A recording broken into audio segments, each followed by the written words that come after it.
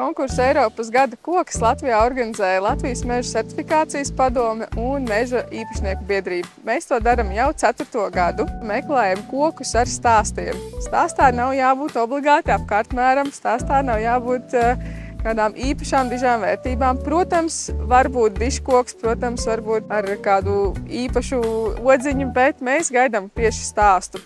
Lai tas būtu dzimtas stāsts, vai tas būtu visai Latvijas vēsturei nozīmīgs stāsts, tam nav nozīmes. Mēs gaidām jūsu stāstus vēl līdz 30. septembrim, un tad mēs izvēlēsimies 10 dienu laikā šos nominantus, vairākus, par kuriem visa Latvija varēs balsot. Tātad visa Latvija varēs dzirdēt jūsu koku stāstus, un varbūt šī ir iespēja jums izcelt savu novadu, savu pagastu, savu muižu un izstāstīt kaut ko vairāk par šo vietu. Kāds tad ir labums jums no tā, ka jūs piesakat šo koku? Bez tā, ka jums pašiem slava, mēs arī veiksim sakopšanas talku, ja tas būs nepieciešams šim kokam. Iespējams, kādus vēl labiekārtošanas darbus atkarībā no tā, kas ir nepieciešams. Vairākiem no uzvarētājiem mēs esam arī uzdāvinājuši soliņu. Tad mēs arī filmēsim video par šo koku un šo stāstu, lai iemūžinātu un varētu dzirdēt arī pēc gadiem.